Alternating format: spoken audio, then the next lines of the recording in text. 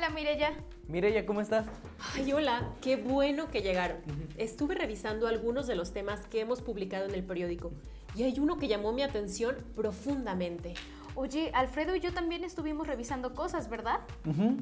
Miren esto, de acuerdo con un estudio elaborado por UNICEF, 1/3 de los niños del mundo están envenenados con plomo. Eso es 1 de cada 3 niños en el planeta. El estudio es de 2018. Dice que unos 800 millones de niñas y niños en todo el mundo tienen niveles de plomo en la sangre, de 5 microgramos por decilitro. Según los expertos, es una cantidad peligrosa. Dice que se trata de una escala masiva de envenenamiento que era desconocida. Además, el estudio reveló que casi la mitad de los niños con niveles peligrosos de plomo en la sangre están en el sur de Asia. Eso quiere decir que el envenenamiento no solo está en Asia. Exacto. Por eso les propongo que sigamos esta nota. Tratemos de obtener información en dos sentidos. Uno, de las enfermedades causadas por los desechos sólidos, pero también de las posibles enfermedades que causa la actividad minera. ¿Qué les parece? Sí, eso tiene que darse a conocer. Esta nota me dejó impactada. Quiero saber más. Es muy importante. Debemos empezar a ser más conscientes de las implicaciones que tienen para la salud humana y del planeta, la minería y el manejo de los desechos sólidos. ¿Cómo ven? De acuerdo, ¿nos prestas estas notas? Claro, son para ustedes. Pues vámonos. Vamos. Adiós, Mireya. Bye.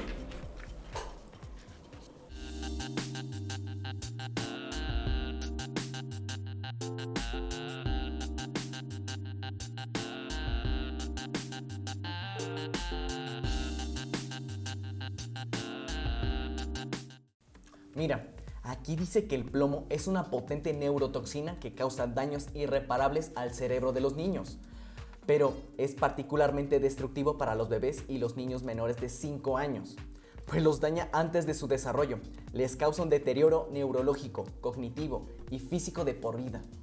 Dice que la exposición prolongada al plomo durante la infancia genera problemas de salud mental y de comportamiento, pero además los niños mayores sufren graves consecuencias, por ejemplo, un riesgo más elevado de daño renal y enfermedades cardiovasculares en la edad adulta. La cosa es saber cómo los niños se exponen a este metal. Creo que es por el mal manejo de los residuos. Aquí dice: el reciclaje informal y de baja calidad de las baterías de plomo ácido, las que usan los coches, es uno de los principales causantes del envenenamiento en los niños que viven en países de bajos y medianos ingresos. En esos países, la compra de vehículos automotores con ese tipo de baterías aumentó casi 3 veces desde el 2000, pero la falta de regulación e infraestructura para el reciclaje de las baterías ha ocasionado que hasta el 50% sean recicladas en economía informal. Mira, los trabajadores que se dedican al reciclaje rompen las cajas de las baterías, derraman el ácido y el polvo de plomo en el suelo. Después, funden el plomo en hornos al aire libre. Así se emiten humos tóxicos que envenenan a la comunidad circundante. Y bueno, estas personas desconocen que el plomo es una potente neurotoxina. Hay otras fuentes de exposición infantil al plomo. Mira, agua contaminada en tuberías con plomo, plomo de industrias activas como la minería, pintura y pigmentos a base de plomo, gasolina con plomo, que aunque ha disminuido en las últimas décadas, fue una fuente importante de contaminación. Plomo en especias, cosméticos, juguetes, como los soldaditos de plomo. Los padres que trabajan con plomo llevan el polvo a sus casas en el cabello, las manos y los zapatos. Así exponen a sus hijos sin darse cuenta. Mira, Fer, en nuestro país las principales fuentes de exposición infantil al plomo vienen de la cerámica, la industria metalúrgica y la minería. Por ejemplo, en Morelos, donde no hay minería ni metalurgia, se encontraron niños con hasta 7 microgramos de plomo. En Tlaxcala, en una comunidad que se dedica a la cerámica, niños de 4 a 9 años presentaron niveles de plomo de hasta 19 microgramos por decilitro en la sangre.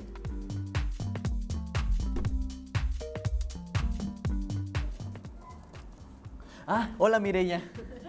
Ya sé que han estado muy ocupados. Recuerden que también hay que investigar sobre otros aspectos de la actividad extractiva y sobre el manejo de residuos peligrosos.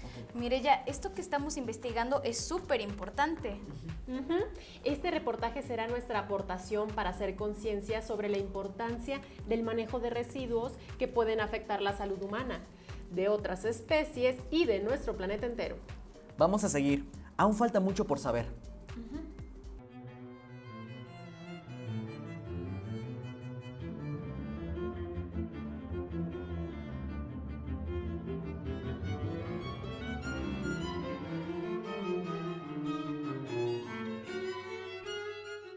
Me parece que podemos ilustrar el problema con varios casos. Por ejemplo, aquí en México, la recolección de residuos sólidos en los tiraderos de basura. Eso que conocemos también como pepena. Es un trabajo informal con muchos riesgos, pues las personas que lo hacen se exponen a diferentes tipos de desechos, algunos altamente peligrosos. También el contacto con la basura se relaciona con diversas enfermedades que se relacionan con algunos tipos de cáncer. Esta nota dice más del tema. Escucha. Los pepenadores pueden sufrir afecciones respiratorias, cardíacas y estomacales, pero también pueden herirse con objetos punzocortantes, lo que a su vez les genera infecciones de distinto tipo. Además, es un oficio en el que muchas veces participa la familia, padres, madres, hijos e hijas. Aparte de esto, es frecuente que las personas que trabajan en la basura son discriminadas, pues su labor no es reconocida por la sociedad y a veces tampoco por los gobiernos. Está claro que el manejo inadecuado de los residuos sólidos tiene un impacto negativo en la salud de las personas y el medio ambiente.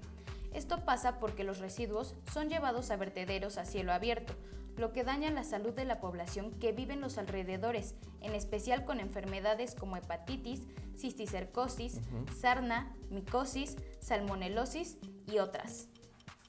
Ya vimos que en la minería, particularmente en la minería metalúrgica, existen una gran cantidad de peligros y riesgos para la salud de las personas, por dos razones. Una, por la naturaleza del trabajo en sí, y otra, por los efectos de las sustancias peligrosas que allí se manejan. Algunos de los riesgos para los mineros son trastornos cutáneos como quemaduras, dermatitis y hasta cáncer, derivados del contacto con sustancias químicas, por ejemplo, ácidos, disolventes, combustibles, lubricantes o resinas.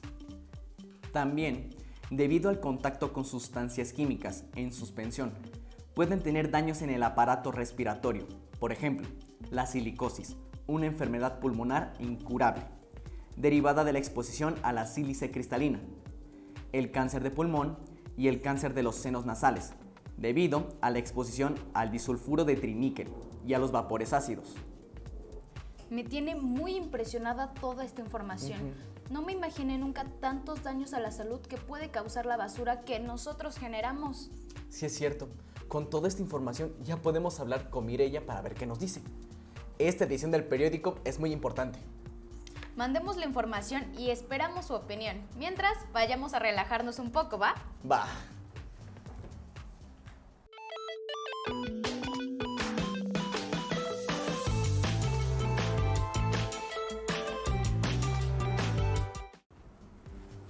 ¡Wow! Es asombrosa la información que me mandaron. La miré con mucho detalle. Pienso que van muy bien. Yo estoy en una encrucijada. Por un lado, me interesa mucho enterarme de lo que sucede con los pepenadores y con los residuos de la actividad minera. Pero me genera ansiedad conocer los riesgos que viven las personas que se dedican a estas actividades. Yo me siento igual. Me parece que es muy importante que podamos divulgar esta información entre los compañeros y las compañeras. También es importante que podamos ofrecer información que oriente a las personas, los retos que tiene nuestro país y el mundo para ser más conscientes de las implicaciones para la salud del planeta y de las personas, y para una gestión adecuada y menos riesgosa de los desechos sólidos. O sea, tenemos que indagar las posibles respuestas que se pueden dar a estas problemáticas. Ajá. Además, conviene tener la opinión de un experto para que resuelva las dudas que tenemos. Así que busquen a alguien para la entrevista. Hagan una lista de 4 preguntas para que nos platique sobre qué se está haciendo en México sobre este tema. Pues vamos a trabajar. Va.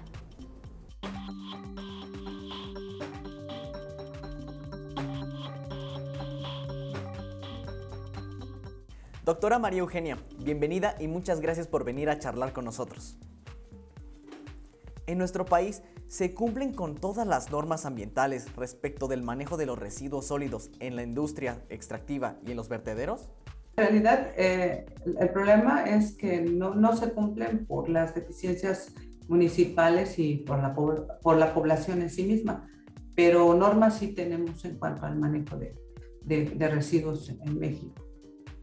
En su opinión, ¿la regulación existente en nuestro país y en la región es suficiente para el manejo de los residuos sólidos? Mira, probablemente no sea la suficiente. De hecho, ya hay muchas más regulaciones, sobre todo en materiales específicos. Sin embargo, el problema creo que en México y probablemente en América Latina es que no se sigue la ley. O sea, nadie respeta la ley, no se aplica la ley. Y aunque tuviéramos regulaciones mucho más específicas en materiales nuevos que hay de las industrias extractivas y de otras industrias, el problema es que no se cumple. Entonces, no podríamos avanzar a tener mejores regulaciones o regulaciones para materiales específicos si ni siquiera lo básico lo hemos podido cumplir ni en vertederos, ni tampoco en tiraderos en cielo abierto y pues mucho menos en problemas de enfermedades que pudieran contraerlos, sobre todo los recolectores informales. ¿Cuáles son los principales desafíos que enfrenta nuestro país respecto de la industria minera?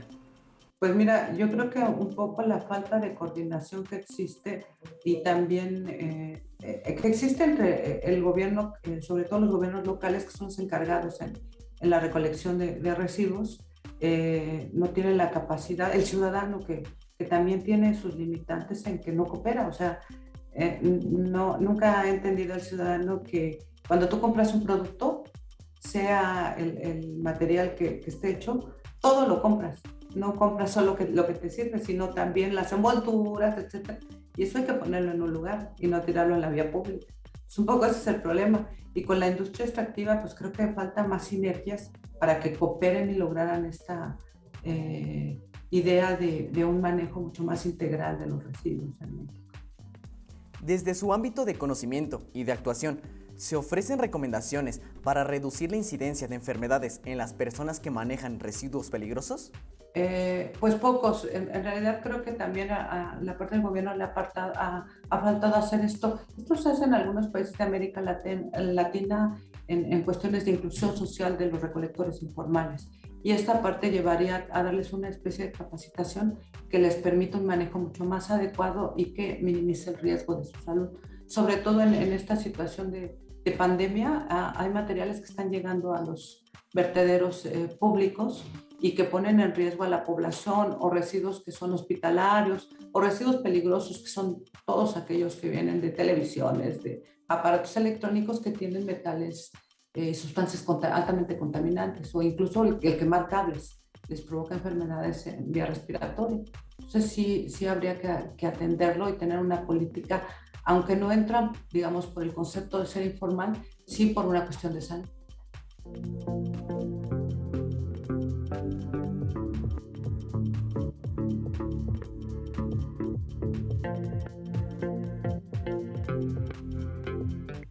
Oye, ¿qué crees?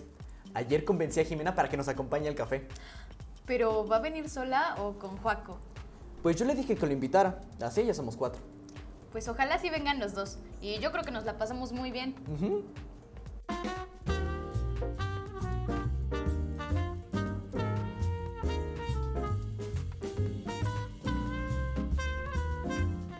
¿Cómo les va?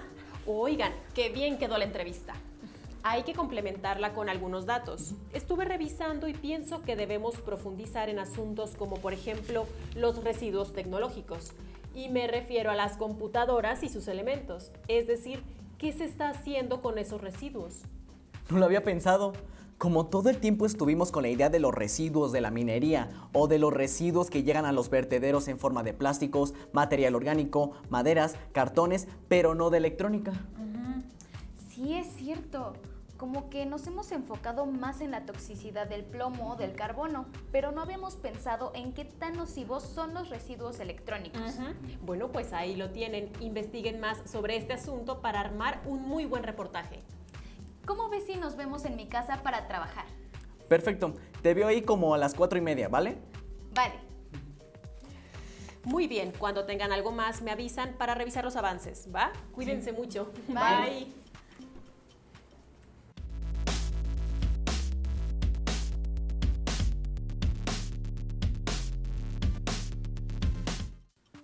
Un estudio reciente de la Organización Panamericana de la Salud mostró que en 2019, según la Asociación Global de Estadística de Residuos Electrónicos, se produjeron 53.6 millones de toneladas de residuos eléctricos y electrónicos en todo el mundo, pero solo el 17.4% de ese volumen fue recolectado y reciclado de la manera adecuada. Eso significa que se desconoce a dónde fueron a parar el 82.6% de los residuos electrónicos. Por eso, se cree que no fueron reciclados de manera saludable y apropiada para el medio ambiente. La Organización Mundial de la Salud dice que es necesario adoptar medidas eficaces y de cumplimiento obligatorio para proteger a millones de niños, adolescentes y embarazadas en todo el mundo, pues su salud corre peligro por la eliminación o el reciclaje irregular de aparatos eléctricos y electrónicos. La OMS calcula que 12.9 millones de mujeres trabajan en el sector no regulado de los desechos electrónicos. Esto las expone a residuos tóxicos y si están embarazadas, ponen en riesgo la salud del feto. También se tiene registro que más de 18 millones de adolescentes y niños, y algunos desde los 5 años, trabajan en sectores industriales informales. De acuerdo con el Programa de las Naciones Unidas para el Desarrollo, en un informe de 2021, la Ciudad de México es la principal generadora de residuos eléctricos y electrónicos en el país, con 117.550 toneladas, 11% del total nacional. De esta cifra, más de 7.000 toneladas son sustancias peligrosas, incluyendo contaminantes orgánicos persistentes, que deben identificarse, separarse y manejarse adecuadamente para prevenir daños a la salud y al medio ambiente. Un informe del Programa de las Naciones Unidas para el Desarrollo señala que, a nivel nacional, el valor de las materias primas contenidas en los residuos electrónicos, como oro, cobre, aluminio y plásticos reciclables, podrían alcanzar hasta 1.3 mil millones de dólares al año. Sin embargo, las tasas de recuperación no alcanzan el 10%, lo que impide obtener estos beneficios económicos. También dice que en México existen 153 empresas dedicadas al procesamiento de residuos electrónicos. 25 de ellas están en la zona metropolitana del Valle de México, lo que representa el 16% de la capacidad nacional. El 45% de estas se dedica a la recolección, transporte y acopio, y 43% a la separación selectiva de los residuos electrónicos. El resto de las empresas se dedican a la selección de otros residuos no electrónicos y a la refinación. El informe de la OMS también señala que los desechos de aparatos eléctricos y electrónicos se incrementan en todo el mundo. La Alianza Mundial para las Estadísticas de Residuos Electrónicos precisa que esos desechos crecieron un 21% entre 2014 y 2019, cuando se generaron cerca de 53.6 millones de toneladas. El tamaño de los desechos electrónicos generados el año pasado equivale a 360 cruceros puestos en una línea recta, es decir, a 125 kilómetros. Muchas personas que extraen materiales valiosos de estos desechos se exponen al contacto con más de 1.000 sustancias peligrosas. Entre las más nocivas está el plomo, el mercurio, el níquel, los materiales ignífugos bromados y los hidrocarburos aromáticos. En cuanto a las mujeres embarazadas, la OMS explica que se ha demostrado que el contacto con plomo durante el reciclaje de desechos electrónicos da lugar a puntuaciones mucho más bajas en las evaluaciones neuroconductuales de los recién nacidos, a un aumento de la tasa de trastorno por déficit de atención, hiperactividad, a problemas de comportamiento, a cambios de estado de ánimo en los niños, a dificultades de integración sensitiva y a menores puntuaciones en las evaluaciones cognitivas y lingüísticas. Mira lo que encontré, está tremendo. Tienen todos el mismo indicativo, y eso significa que proceden todos de la misma empresa, del mismo país. Y está muy claro, es muy evidente que todos estos ordenadores proceden del mismo contenedor. Y eso es claramente vertido ilegal de residuos. Unas actividades cuyas consecuencias son muy preocupantes.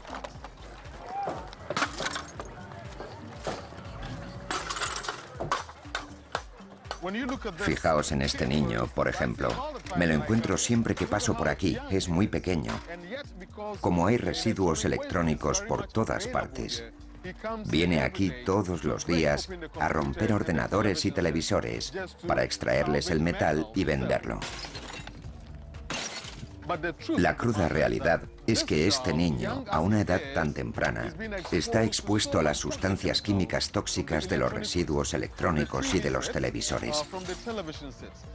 Cadmio, mercurio, plomo y retardantes de llama que atacan su pequeño organismo. Su cerebro y sus riñones están todavía en desarrollo y se verán afectados por todos estos productos tóxicos, los metales pesados.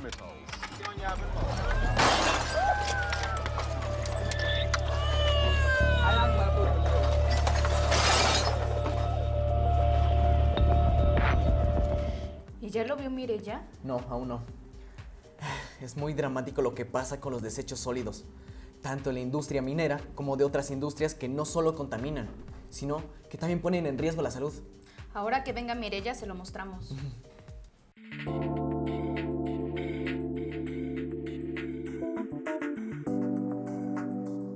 Pienso que lo verdaderamente importante es hacer conciencia sobre el grave daño que se hace al planeta con todos estos desechos, pero más grave aún son las afectaciones a la salud de las personas que se dedican a la pepena. Pienso lo mismo. A mí me sorprenden las toneladas de desechos que no se saben a dónde van a parar. Esto es muy preocupante. Ya tenemos mucha más información que nos ayuda a conocer el problema y nos debe impulsar a realizar acciones desde nuestras escuelas y comunidades. Primero, para ver en su justa dimensión la labor que realizan los pepenadores, quienes a diario arriesgan su salud en los tiraderos o vertederos. Y segundo, para generar mayor conciencia de las indicaciones que tiene para nuestro país el que continúen las actividades extractivas que generan residuos peligrosos. Hay que estar atentos de las personas que trabajan en la minería, que se cumplan las regulaciones nacionales e internacionales, para controlar de mejor manera la contaminación y el desecho de materiales que ponen en riesgo su salud y la de muchas comunidades. Me alegra escuchar su compromiso con la gente. Nos veremos mañana en la sala de redacción. Que estén muy bien.